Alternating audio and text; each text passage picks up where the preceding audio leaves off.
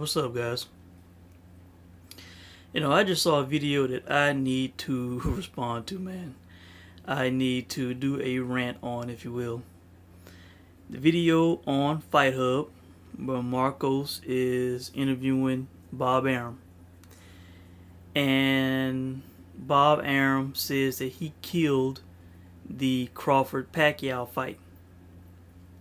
Alright, and his reasons were we knew how that fight was going to end, and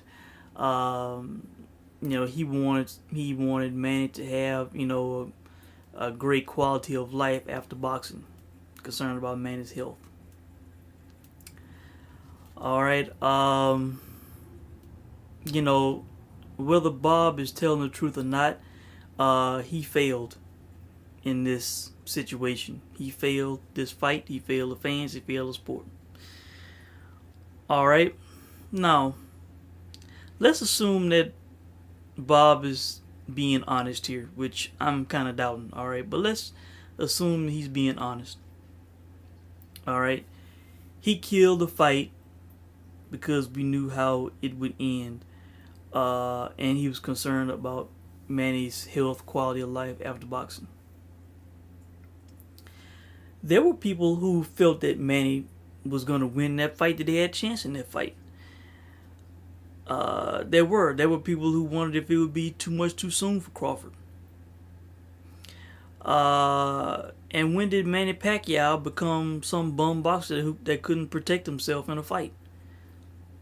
The only 8-division champ in history of the sport.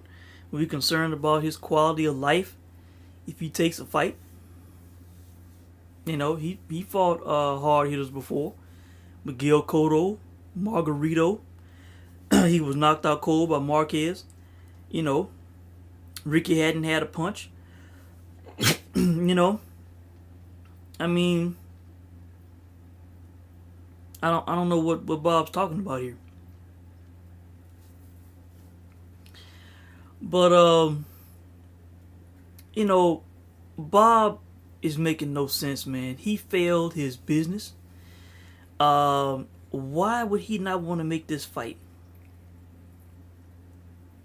He had promoted Manny Pacquiao for years, made a lot of money off Pacquiao. He paid Pacquiao a lot of money. This could have been a passing of the torch fight for Top Rank. Not just for the sport, but for Top Rank. Imagine if Terence Crawford would have fought Manny Pacquiao, who was a bona fide legend, Hall of Famer, has so many accolades. Imagine if he had beaten Manny Pacquiao. His career, he would have been shot to the moon, He would have had a rocket on him, and he would have been flying high. He would already be an established pay-per-view fighter. After beating Manny Pacquiao on pay-per-view, Terence Crawford would have been a bona fide, established pay-per-view fighter. All his fights would be on pay-per-view. No questions about it. That would have been for the betterment of Top Rank as a promotion. As a company. A passing of the torch. If Terence Crawford would have beat Manny Pacquiao. It would have been Terence Crawford's Floyd Mayweather moment against Oscar De La Hoya. When he beat Oscar, he was a bona fide pay-per-view attraction after that fight. This was a big mistake, man. If what Bob is saying is true, which I'm kind of finding hard to believe, because all of a sudden Bob is sympathetic to a guy's health and well-being. He doesn't want to go for the money. He's a promoter, and he's not in it to make the money, to have the biggest fights, to make the biggest money. It's not making sense to me, man. What could be the truth is maybe at that time he didn't think Crawford was ready. Why put Crawford in? Why destroy an up-and-coming fighter / champion? Derail Terence Crawford's career if he was to lose to Manny Pacquiao, get knocked out, stop, whatever. Maybe that's the truth. Maybe that's what Bob felt at the time. But now that Pacquiao is gone and he is aging now, and Crawford is clearly in his prime and arguably the best pound for pound in sport. Now you can easily say we know how that fight would end or was going to end. You can say that now that Pacquiao is older and gone. But at the time, maybe he was a little concerned about Crawford. And what they ultimately did made no sense.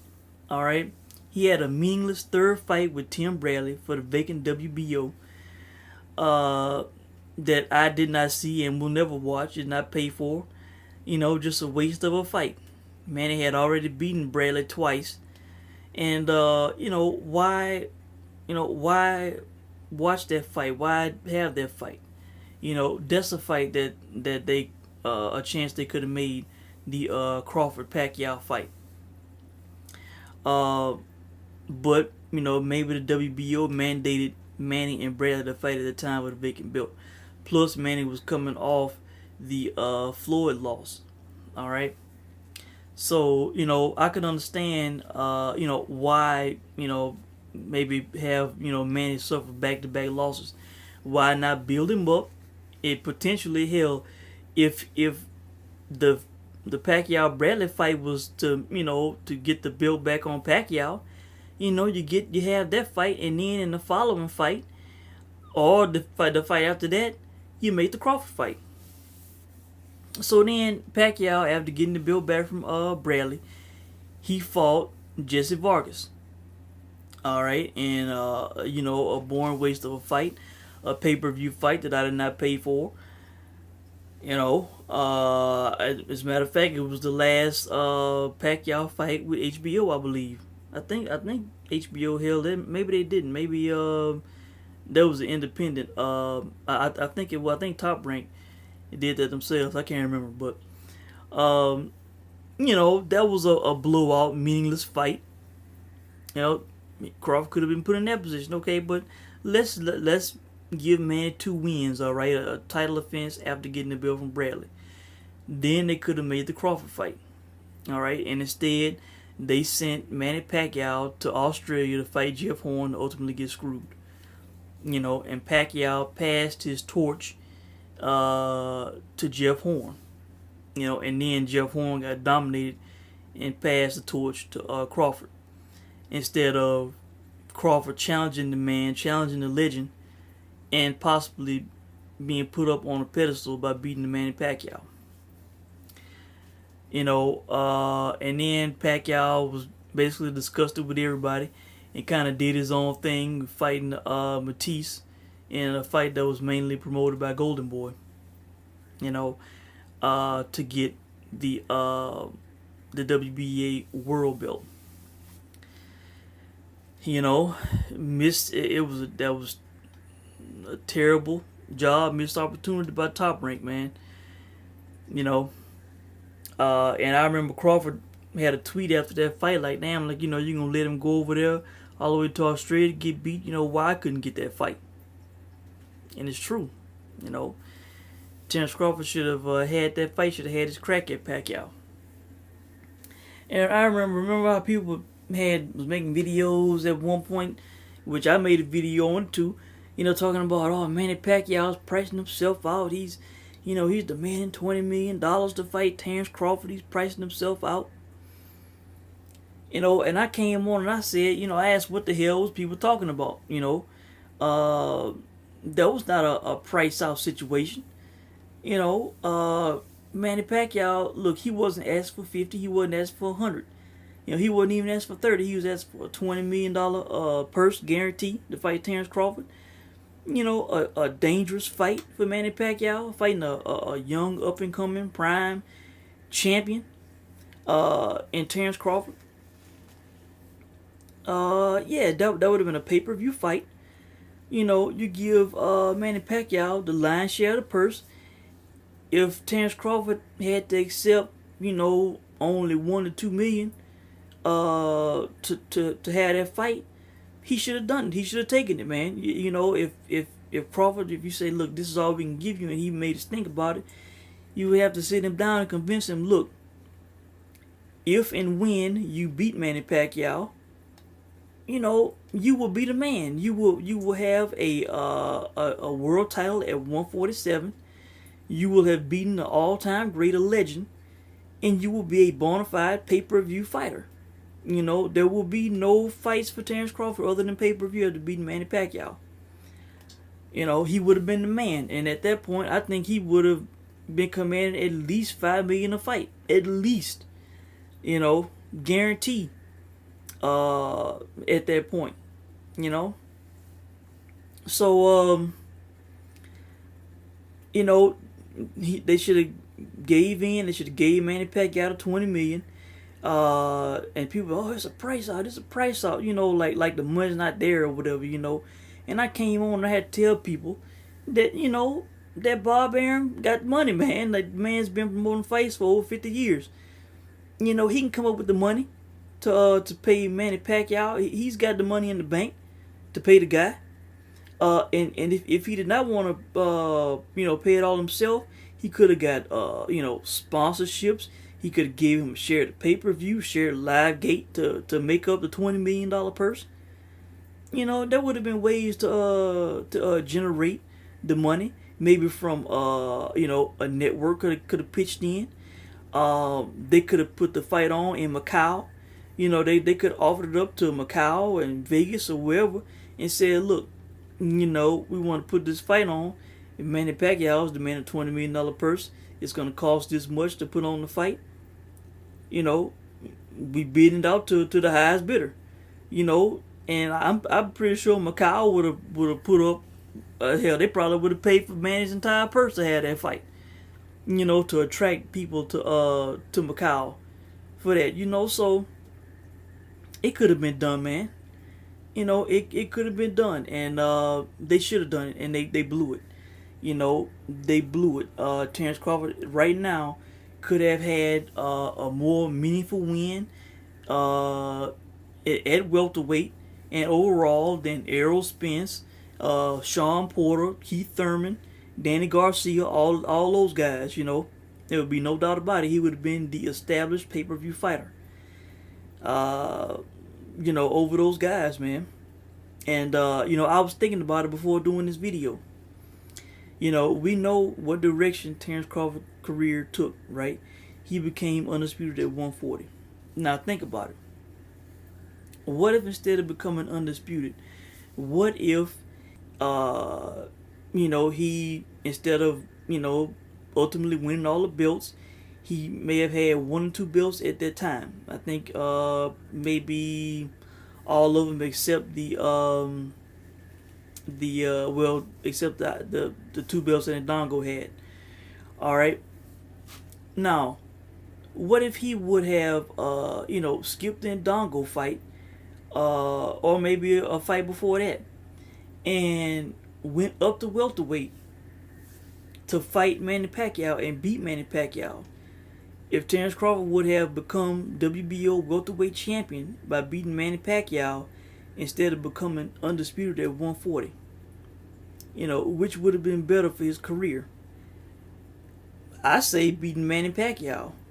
Instead of becoming undisputed, going up to beat Manny Pacquiao, putting that name on the resume, having that accolade, that potential highlight KO. Now, what's the better overall accomplishment? Yes, being undisputed at 140. That's the better accomplishment. But better for his career, for his profile, for his, for his future paydays, his standing in the sport. I think a win over Manny Pacquiao at 147. I think that would have been better than starching Ndongo in 2 rounds and becoming undisputed. Because there are people out there, not me, because I gave Ndongo all the props in the world. I wanted to see that fight. There are people who knock Ndongo, say that he really wasn't all that or whatever. Nobody can say that about Pacquiao.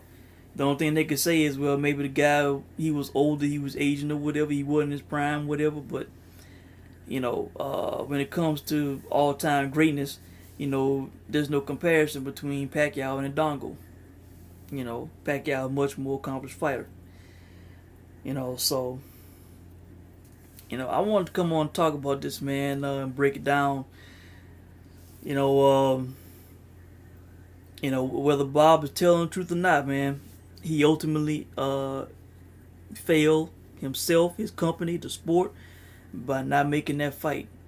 They should have done whatever it took to get Manny Pacquiao in with Terence Crawford and potentially have Manny Pacquiao pass the torch to Terence Crawford. If Terence Crawford was good enough to beat Manny Pacquiao, it would have shot Terence Crawford up to the moon, and he would have been the next pay-per-view star for Top Rank. He would have been a set bona fide pay-per-view attraction at that point. So I think that's it, guys. You guys can let me know what you think, man. But this was interesting. After hearing what Bob said, I need to come on and comment. It's kind of hard for me to believe that he's so concerned about Manny Pacquiao's health. Was he concerned about Oscar De La Hoya's health when he put Pacquiao in with De La Hoya? And De La Hoya got beat up the way he did when he was at the end of his career. He had promoted Oscar and had a lot of memories with Oscar and made a lot of money with Oscar and all that. What about Rigondeaux? He put old Rigondeaux in with Lomachenko. A bigger Lomachenko. Was he concerned about Rigondeaux's well-being? No. He should have made the biggest fight he could. Made the biggest fight he could. It paid Pacquiao $20 million, and it would have been worth what he would have gained, what Top Rank would have gained, what Terence Crawford would have gained in the long run if Terence Crawford would have pulled it off. So I think that's it, guys. Let me know what you think about it, and I will check in with you guys soon. Thanks for watching.